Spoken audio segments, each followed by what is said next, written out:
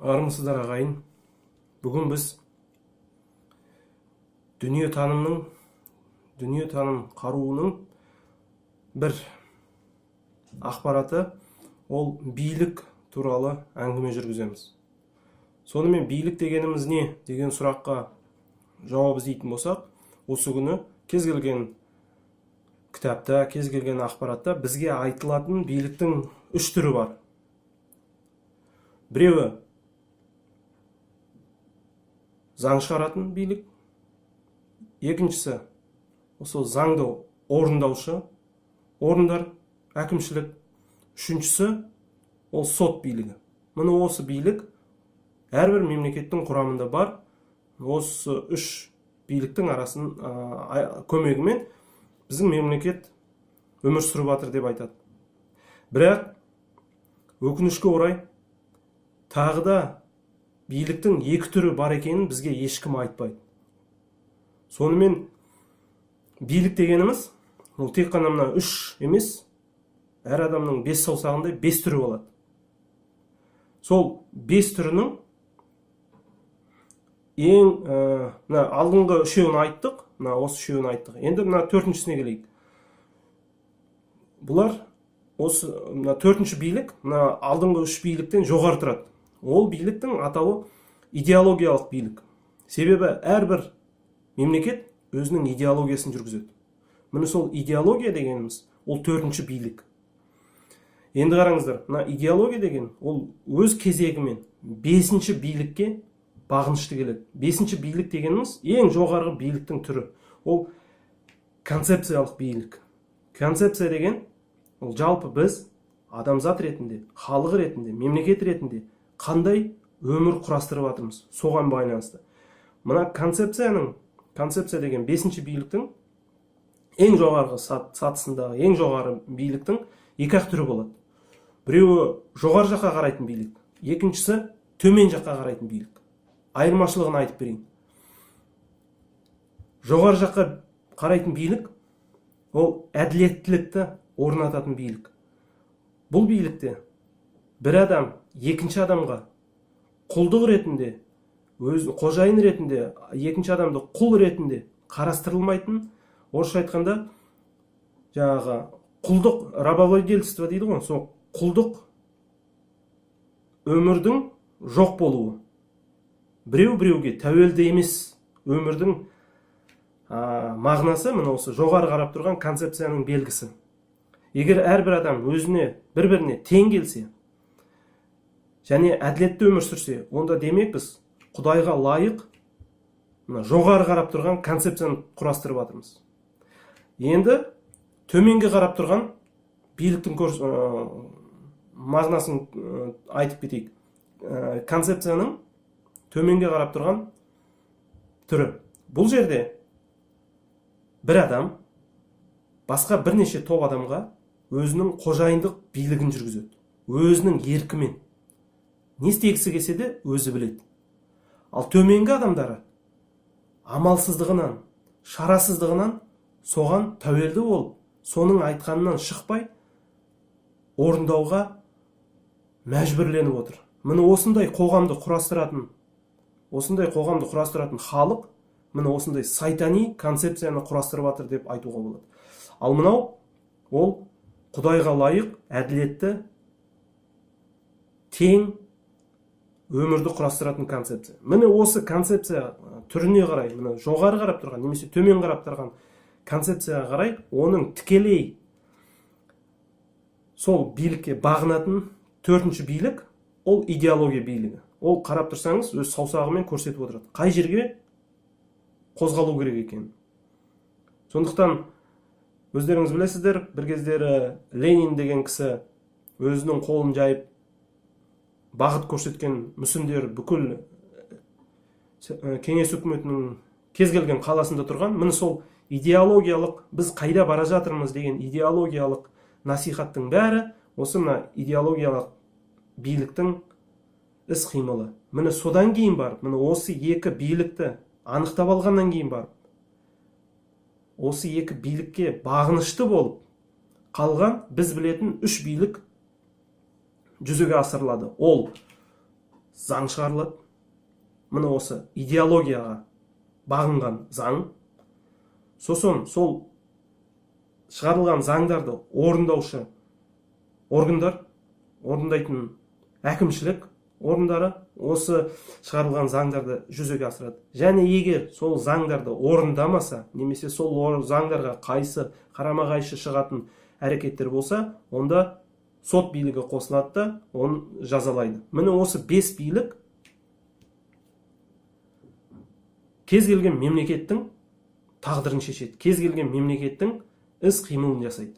Енді осы 5 билікке қатысты сіздер біздің мемлекетімізде не болып жатқанын түсініп біле аласыздар. Енді қараңыздар. Міне жоғары қарап тұрған концепция істеу үшін не істеу керек? Соны анықтап алайық.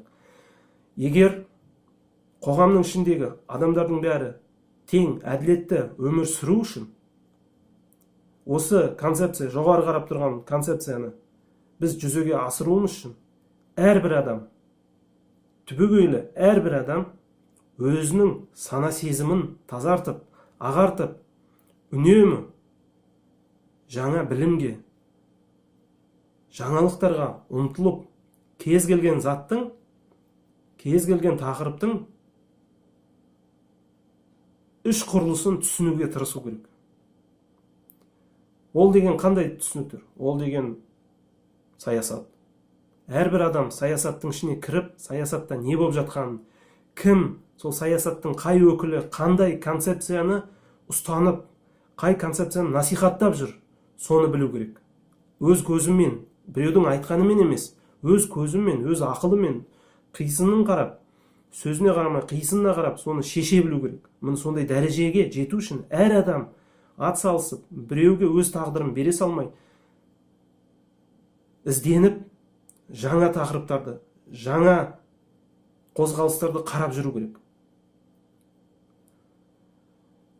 Келесі, саясаттан басқа, ол философия. Қазақша пәлсапа дейді. Философия дегеніміз не? Осы күні философияны біздің басымызды қатырып, әбден бізді адастырып, жоққа шығарып жіберді. Ал негізінде түбіне қарап отырсақ, философия дегеніміз ол болып жатқан, кеше болып кеткен оқиғалар мен бүгінгі болып жатқан оқиғаларды анализ жасап, соларды талқылап, үш құрылысын, біріне бір болып жатқан фактілердің байланысын құрастырып, соның нәтижесінде ертеңгі күннің болжамын жасау. Міне бұл ең маңыздысы философия ғылымының ең маңызды тақырыбы. Ертеңгі бізді күтіп тұрған тағдырды болжалау. Ал ертеңгі күнді тағдырды болжалаудың екі түрі болады. Біреуі не болса о болсын, соған дайындала берейік деген бір ұғым. Ал екіншісі өте маңызды тақырыбы, біздің жаппай халықты және қазақ халқын содан алыстатып отырған осы бүгінгі насихаттың кесірі, ешкім ешқай жерде айтпай жүрген ең маңыздысы, біз ағайын, біз халық болып өзімізге қандай болашақты аңсаймыз, қандай болашақты қалыптастырамыз, бізге қандай болашақта өмір керек. Міне соған байланысты ретінде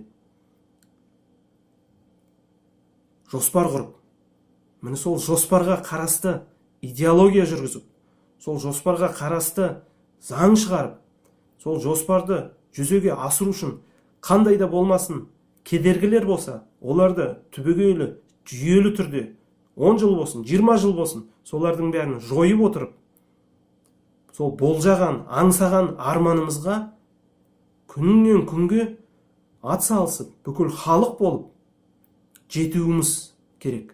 Міне бұл болжамның екінші түрі.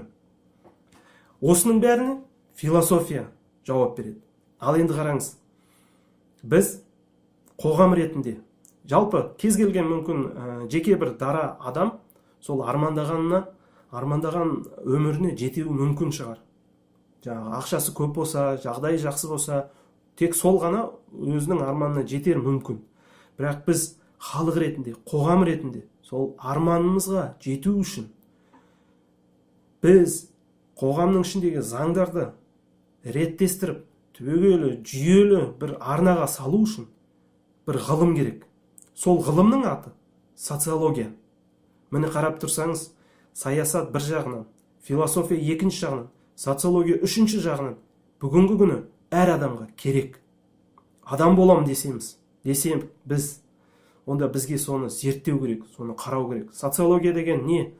Социология деген ол қанмен берілмейтін бүкіл мәліметті қарастырып талқылайтын ғылым. Мысалы, сіз жанұя құрдыңыз, сіздің балаңыз туды. Балаңызға тумысынан берілген бір қасиеттері болады, мінезі болады. Бұл қанмен берілетін зат. Бірақ одан тыс қалғанның бәрі тәрбие, ақыл, ар, ұят, жанашырлық, иманжүзділік, Құдайға сенуде бәрін біз қоғам ретінде адамға үйретеміз. Міне сол қай мәліметті біз адамға үйретіп жатырмыз, жасөспірім балаларға үйретіп жатырмыз.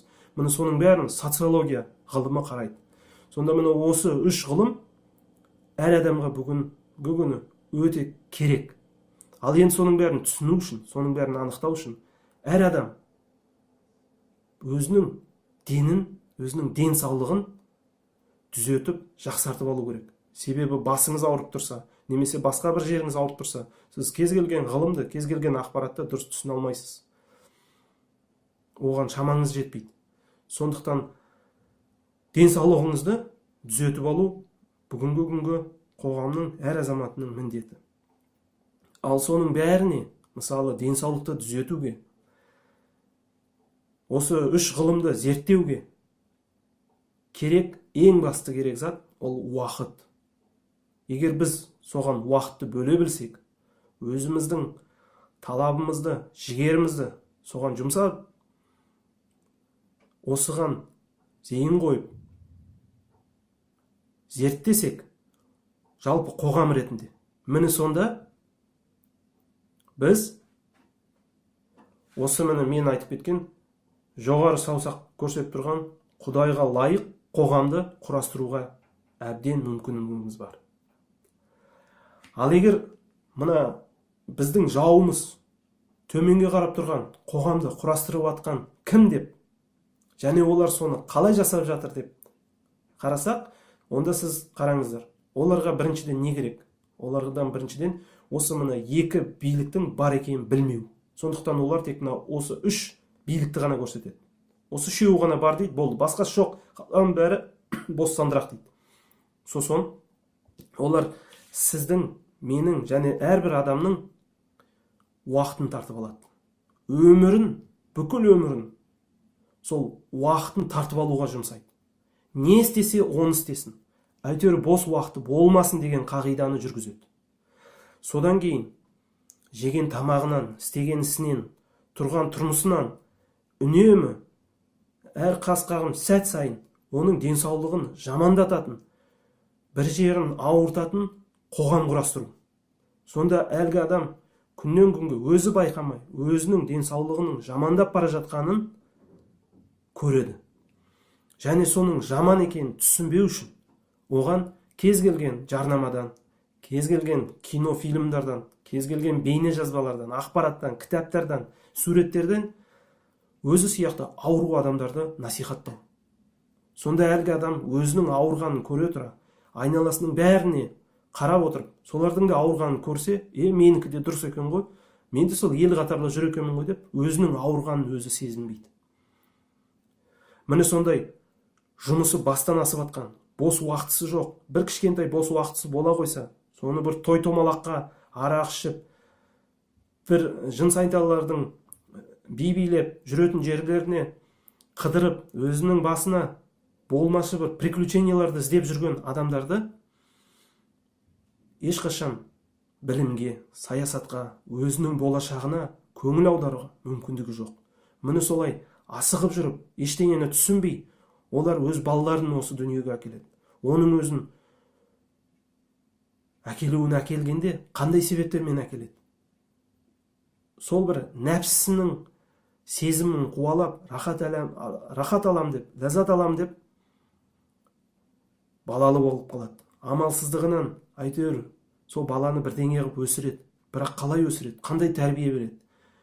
Сосын өзі кәртейіп осы дүниеден өтсе де, сол қалай болса солай өскен бала ертеңгі күні не саясатқа, не ғылымға, не денсаулығына, не жалпы өзінің болашағына мүлдем көңіл бөлмейді. Міне сондай өзі білмейтін, білетін адамдардың тілін алмайтын, жаңалыққа ұмтылмайтын адамдар өкінішке орай біздің қоғамды билеп жатыр. Енді қараңыздар, мыналардың істейтіні не? Бұлардың істейтіні әрбір жоғары лауазымды әкімшілік орындарға бір албастыларды алып келуді үміттенеді. Сондай мүдде қояды өзіне. Кез келген әкімшілік орынға, кез келген бастықтың орнына бір албастыларды алып келуге тырысады. Оны қалай істейді? Оны істеудің оп-оңай жолдары бар екен. Мысалы, осындай ұятсыз казино болсын, тағы да бір тыржалаңаштар билеп жүретін клубтар болсын, мұны сондайларды ашады, заң бойынша оларды реттейді, сосын соларды ашады да ішіндегі бағасын қымбат-қымбат қылып қояды. Сосын күтіп отырады. Балықтарды, осы қармақ сияқты, сол клубтарға кім келеді екен деп күтіп отырады. Сосын біздің қазақ оны білместігінен ішіне кіріп, не бар екен деп ішіне кіреді. Міне сонда оларды араққа да тойдырады, басқа да жаман заттарға үйретеді. Сосын көреді, жалпы оның мінезі соған лайық па, өзіне ұнай ма, жоқ па? Небір сұмдықтарды жасауға өзі бар ма, сондайға жоқ па? Егер оның ар ұяты оянбаса, егер ол сондай жаман заттарға өзі ұмтылып тұрса, онда сондай адамдарды өздерінің тізімдеріне қосады. Міне сондай адамдарға мына билік өкілдері, олардың ақшасы өте көп. Шетелде отырған адамдар, міне осындай ақшасы бар. Олар осындай ұятсыз адамдарды кез келген халықтың ішінен тауып алып, қара тізіміне кіргізіп қойып, үнемі соларға көмектесуге тырысады. Үнемі жүрген жерінде сондай адамдарды жолын ашып отырады, керек қаражатын беріп отырады, және үнемі жоғары жаққа итермелеп отырады. Ал енді қараңыздар, егер де кімде-кім өзінің әділеттілігін көрсетсе, өзінің ар ұяттығын білдірсе, өзінің иман жүзділігін көрсетсе, міне сондай адамдарды олар басқа тізімге көрсетіп қояды да, үнемі солардың аяғын шалып отыруға тырысады. Кез келген халықтың, жалпы солардың осы біздің қоғамда да өзінің әдістемелері бар. Бұл технология 3000 жыл бұрын ойластырылып қойған. 3000 жылдың ішінде олар тек жақсартып, күннен күнге сол технологиясын жақсартып тастады. Бірақ ең маңыздысы, олар ешкімді қолынан ұстап, ешқайда апармайды.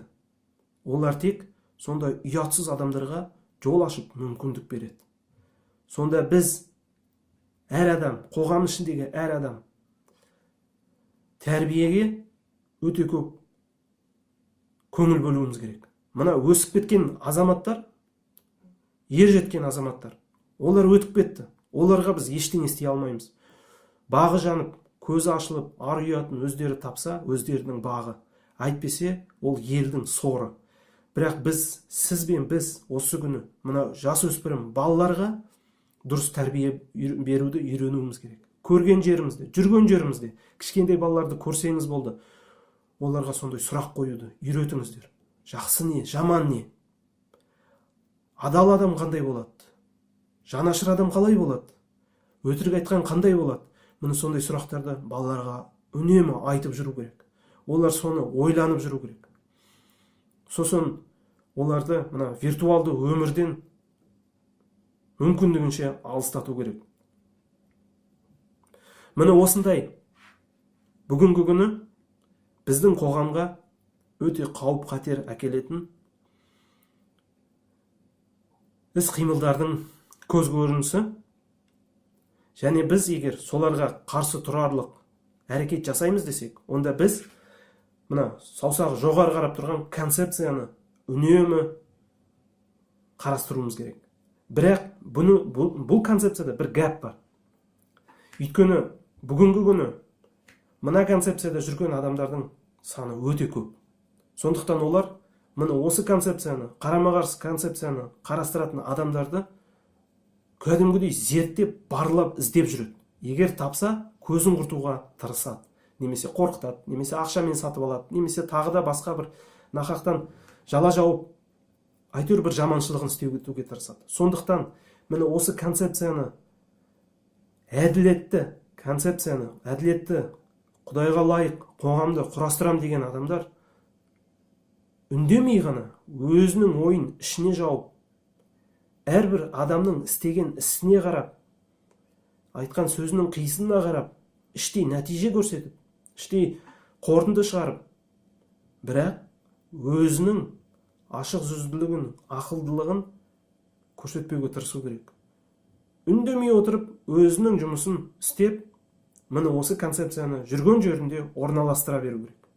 Себебі міне осы концепцияға Құдайдың өзі көмек береді. Ал мыналардың бәрі қанша тырысса да, бәрібір күндердің күнінде түбінде жеңіліске апарылады. Міне сондықтан сіз адам ретінде өзіңіз, өз қоғамыңызды, өз тағдырыңызды мойныңызға алып, тағдырыңызға жауапкершілігін мойнына алып, өзіңіздің алдыңызға сұрақ қойыңыз. Сіз қандай қоғамда өмір сүргіңіз келеді? Патша болып, біреуге билік жүргізіп, қол астындағы адамдарға құл ретінде бұйрық бергіңіз келе ме? Жоқ әлде айналаңызда сана сезімі жоғары, білімі жоғары, терезесі тең адамдардың болғаныңызды аңсайсыз ба? Сіздерге жалпы не керек? Мұны соны шешіп алыңыздар. Себебі соған байланысты ары қарай сіздің өміріңіз жалғастырылады. Міне осымен жалпы айта берсе, бұл өте кең, қомақты тақырып.